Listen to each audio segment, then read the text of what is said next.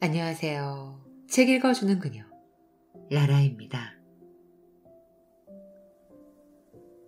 제가 오늘 소개해드릴 책은 그저 지나가게 하라입니다. 이 책은 2023년 10월에 출간되어 현재 자기계발서 분야 신간이자 베스트셀러인 책이에요. 출판사는 청림출판, 저자는 박영규님입니다. 이 책은 흐르는 대로 살아가는 인생의 지혜를 담고 있는 책이에요.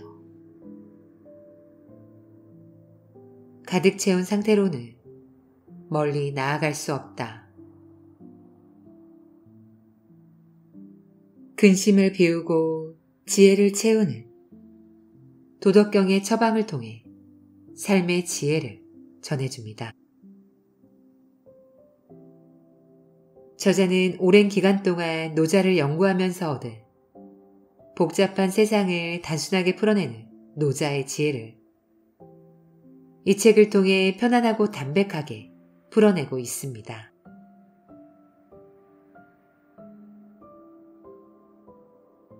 이 책에는 바람이 부는 날에는 돛을 펼치듯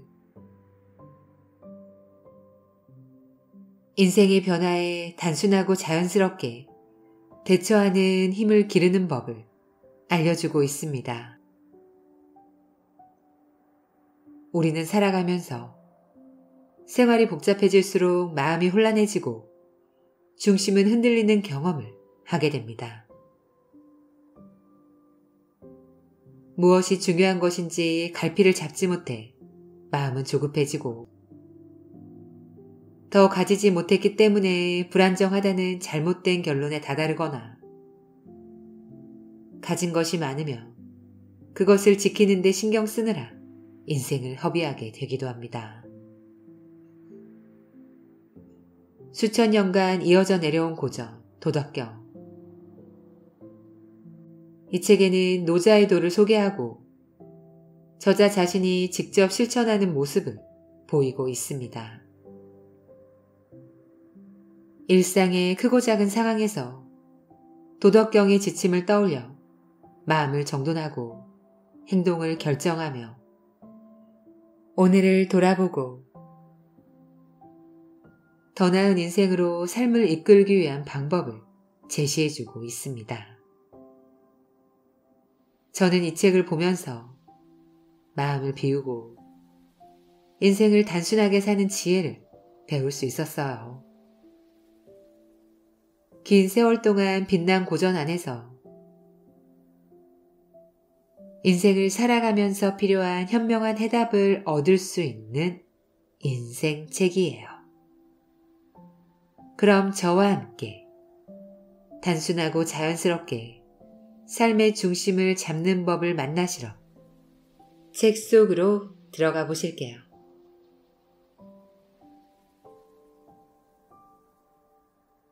일생에 한 번은 노자를 만나라. 오늘의 감정도, 상황도, 문제도 결국은 우리를 스쳐간다. 멈춰야 할 때 멈추고, 비워야 할 때 비우고, 채워야 할 때 채우는 노자의 철학을 배우다. 삶이 복잡해질수록 마음은 혼란해지고 중심은 흔들린다. 꼭 필요한 것만 가지고 간소한 인간관계로 좋아하는 일에만 집중하는 삶. 이것이 바로 불필요한 인생의 무게를 덜어내고 복잡한 문제를 단순하게 풀어내는 노자의 철학이다. 가득 채운 상태로는 멀리 나아갈 수 없고 비우지 않고는 더 채울 수 없다. 살아간다는 것은 그저 마음 가는 대로 끊임없이 흐르는 일.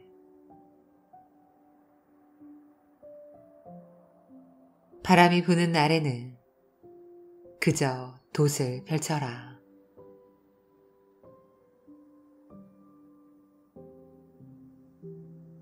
담, 염담 이상. 담담함을 으뜸으로 여긴다. 물살이 거세도 달 그림자는 흐르지 않는다. 당신이 소유하고 있는 것은 당신이라는 존재 하나뿐이다.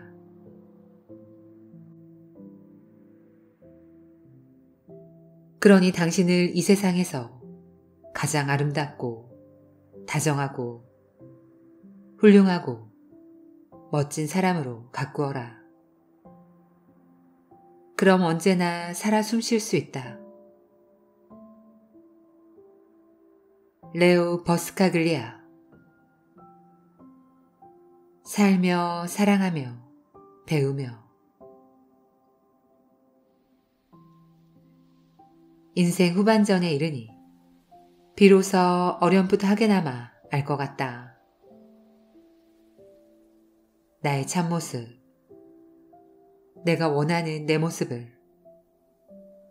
오랜 세월이 걸렸다. 머나먼 길을 돌아왔다. 한갑자를 살 동안 그걸 몰랐다니. 나도 참 딱하다. 그래도 늦었다고 생각할 때가 가장 빠르다고 했으니 그걸로 위안을 삼는다.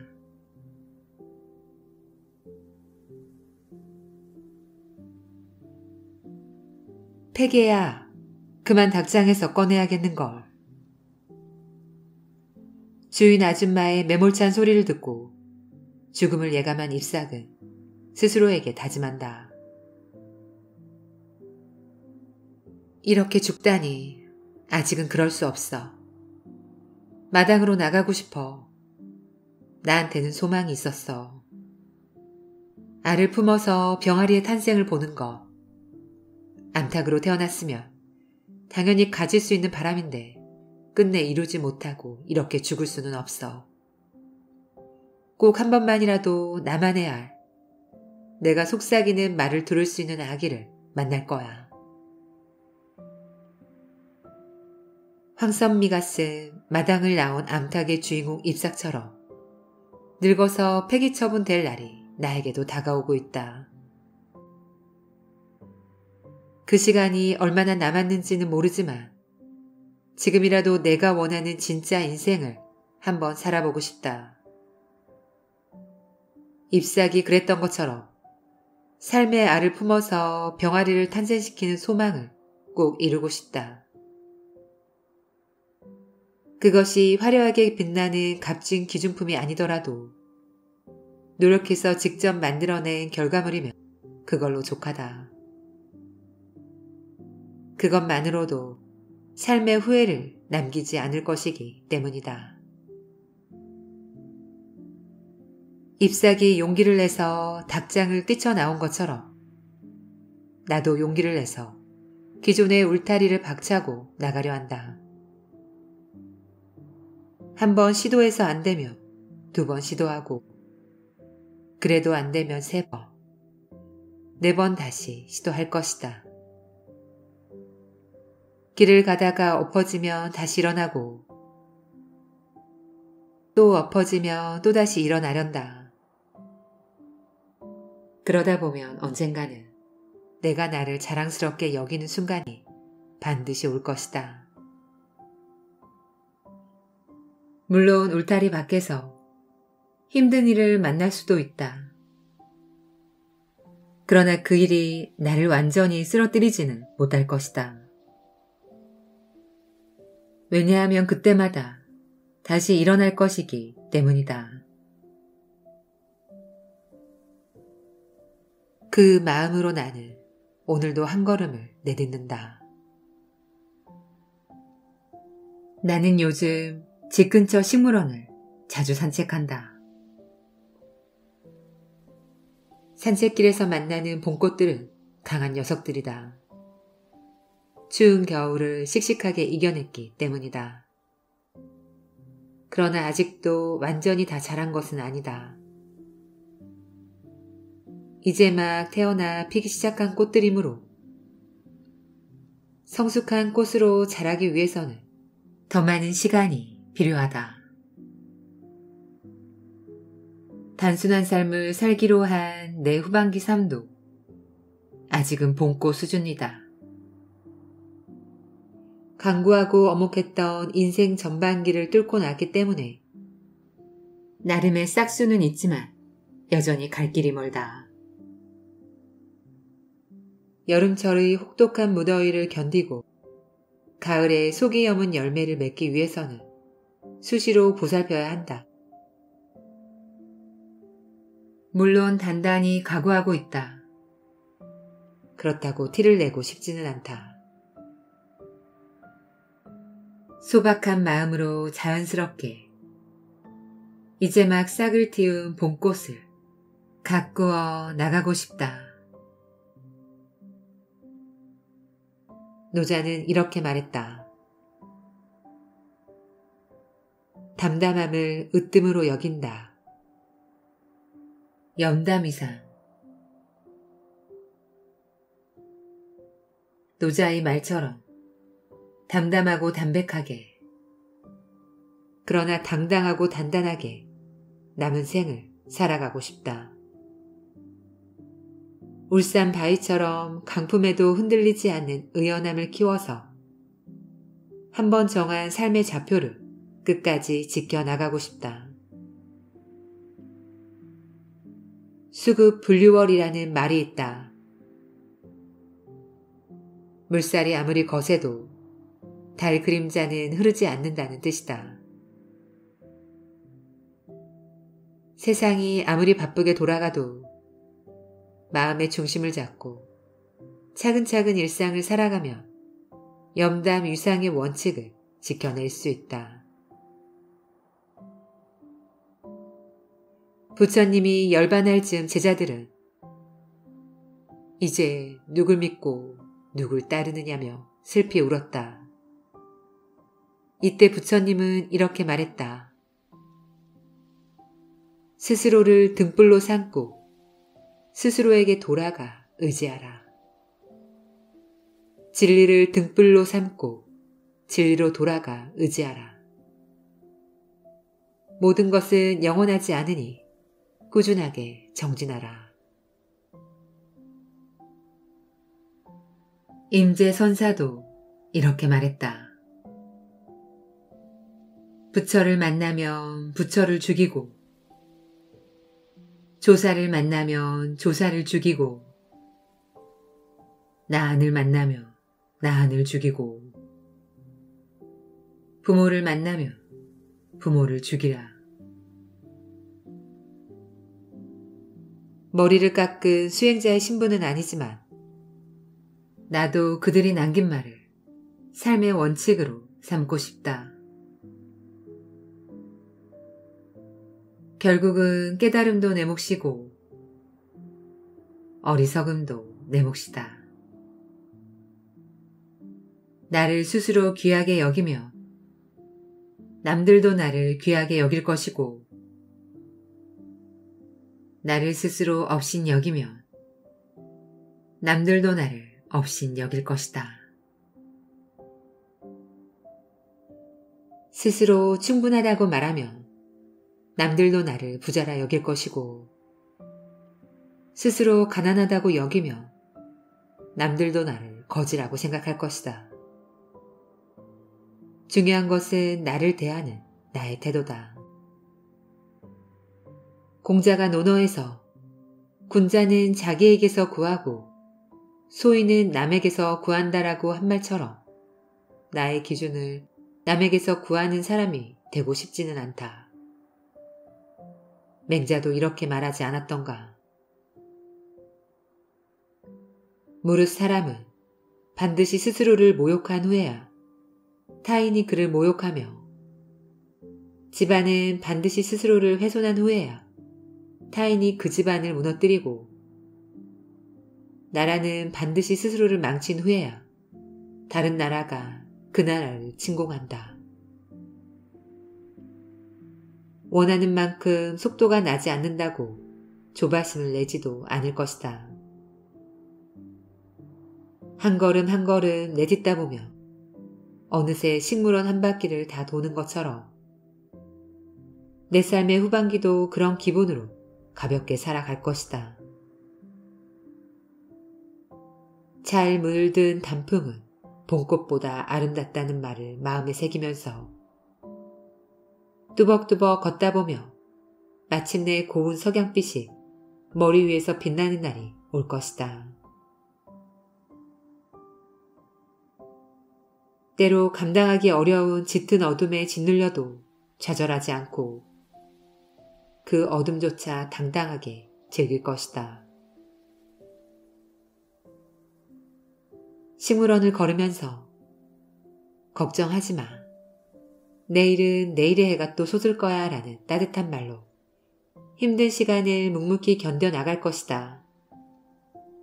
어두운 밤, 곁을 지켜줄 사람이 아무도 없다 해도 혼자 나의 등불을 들고 그 어둠을 밝히는 것만으로도 충분하니까.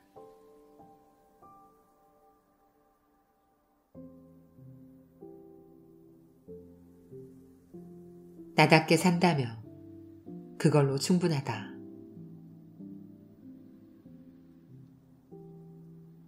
인간은 만물의 척도다. 어떤 사물은 나한테는 나에게 보이는 그대로, 당신에게는 당신에게 보이는 그대로다. 프로타고라스. 스스로를 있는 그대로 인정하는 것. 그것이 인생을 행복하게 하는 유일한 비결이다.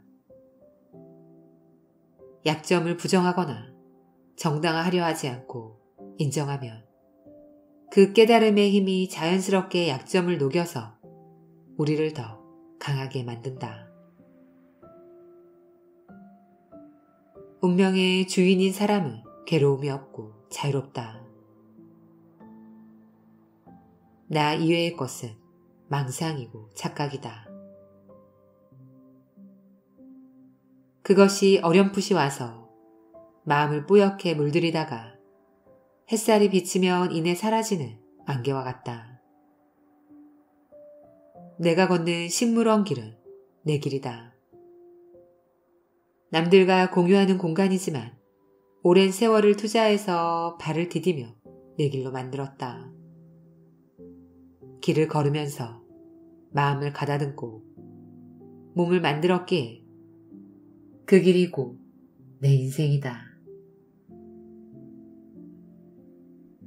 그곳에서의 깨달음이 후반기 인생의 지침이 되었으므로 스승이자 반려다. 식물원의 여러 갈래길은 하나로 연결된다. 오늘 내가 걸어온 길은 LG 아트센터를 좌측으로 끼고 무궁화 거리를 거쳐서 어린이 정원과 연못을 지나 버드나무와 느티나무가 줄지어 서 있는 호숫가를 한 바퀴 빙 도는 코스였지만 어제의 나는 반대로 걸었다. 내일은 또 다른 길을 걸을지 모른다. 그러나 내가 걷는 길은 코스만 조금 바뀔 뿐 벡터는 같다. 내 삶의 궤적도 어쩌면 마찬가지일지 모른다. 그렇기에 오늘 조금 부족하게 살았다 싶어도 개의치 않기로 했다. 오늘 걷지 못한 길은 내일 걸으면 되고 오늘 못한 일은 내일 하면 된다. 오늘 한 걸음 빨리 걸으면 내일은 속도를 조금 늦춰야 하는 것이 인생이다. 우리는 인생에서 한 번에 두 걸음을 걸을 수 없고 달리기 하듯 빠른 속도로 살아갈 수 없다. 남의 발걸음이 우아하고 활기차게 보인다고 그 발걸음을 따라할 필요는 없다. 그렇게 하다가는 오히려 제 발걸음을 잊어버려 집으로 돌아가지 못할 수도 있다. 나에게는 나의 고유한 걸음과 내게 맞는 속도가 있다. 그 걸음과 속도대로 걸으면 된다. 내가 글을 쓰는 이유도 나에게 맞는 고유한 리듬과 걸음걸이를 찾기 위해서다. 그것은 이미 대부분 결정되어 있어서 바꿀 수 없을지도 모른다. 아무리 노력해도 멀리뛰기 선수나 마라톤 선수의 걸음걸이를 따라 할 수 없듯이 고유한 걸음걸이도 이미 만들어져 있는지 모른다. 하지만 그것이 나를 발견하고 나를 찾는 여정을 그만둬야 할 이유는 아니다. 아직 내가 미처 모르는 걸음걸이가 있을 수 있으므로 오늘도 내일도 계속해서 탐색할 것이다. 그런 작업을 꾸준히 하다 보면 어제보다는 오늘, 오늘보다는 내일, 내가 나를 조금 더 잘 알게 될 수도 있을 것이다. 나를 탐색하는 작업이 나를 통제하려는 의도에서 시작된 것은 아니다. 오히려 거꾸로다. 이것은 나를 자유롭게 하고 해방시키기 위한 과정이다. 과거의 틀에 갇혀서 숨을 제대로 쉬지 못하던 나를 풀어주어 남은 생에서라도 편하게 숨을 쉬면서 살아가게 하는 것이 목적이다. 그러므로 글을 쓰는 행위는 나를 위한 휴머니즘의 실천이다. 나아가 내 삶이 편해진 경험을 타인과 공유하면 세상에 유익한 일이 될 수도 있으므로 보편적인 휴머니즘의 실천으로 확장될 수 있을 것이다. 노자는 이렇게 말한다. 남을 아는 사람은 지혜롭고 자신을 아는 사람은 밝다. 지인자지 자지자며. 이런 사람은 제자를 잃지 않으니 오래간다. 불시기소 자국. 나를 탐색하는 작업을 꾸준히 하면서 이제야 눈이 조금 밝아지는 것 같다. 예전에 보지 못했던 내 모습을 보는 눈이 생겼고 그동안 불안했던 마음을 들여다 볼 수 있는 마음의 눈이 생겼다. 그동안 나는 나를 알기 전에 남을 먼저 알려고 했다. 그것이 관계를 편하게 하는 지름길인 줄로 알았기 때문이었다. 하지만 착각이었다. 나도 모르면서 남을 먼저 알려고 하는 것은 부화하지 않은 병아리의 모습을 미리 찾으려는 것과 같은 어리석은 일이었다. 그래서 이제는 남이 아니라 나부터 먼저 들여다본다. 그렇게 하니 나뿐 아니라 예전에 그렇게 노력해도 잘 보이지 않던 다른 사람의 모습도 더 잘 보이는 것 같다. 나를 아는 것의 첫걸음은 멈춤이다.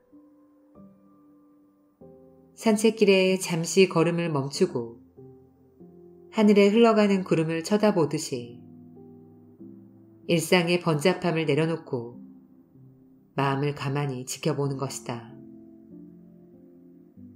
그러면 하늘을 덮고 있던 구름이 어느덧 사라지고 맑은 하늘이 보인 듯이 내 마음을 덮고 있던 탐 진치의 그림자가 걷히고 투명한 마음이 보이기 시작한다.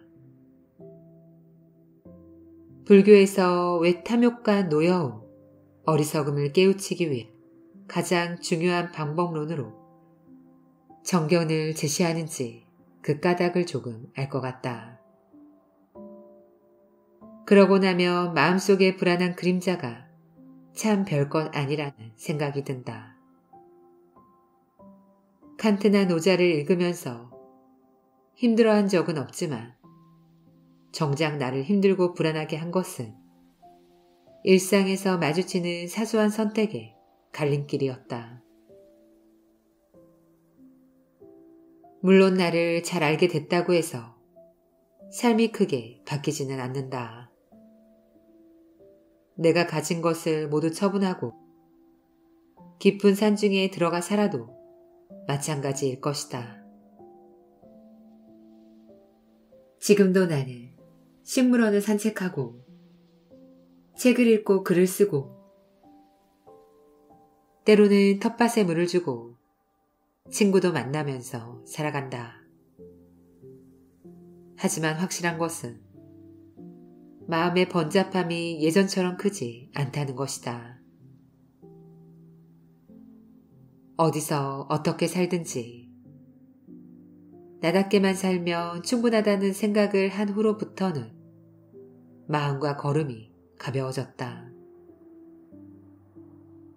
성숙해진다는 것은 마음이 바위처럼 단단해져서 어떠한 상처도 받지 않는다는 것이 아니라 자신과 타인의 상처를 있는 그대로 들여다보고 받아들일 용기를 갖는다는 것이다. 내가 조금 더 단단해졌다는 느낌을 받는 것도 상처를 그대로 받아들이고 맞설 용기가 생겼기 때문일지 모른다.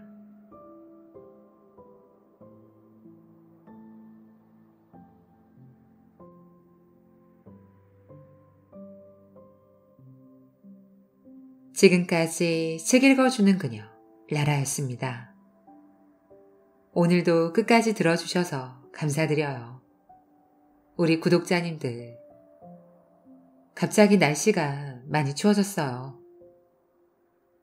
이런 날씨에 감기가 걸리기 쉽습니다.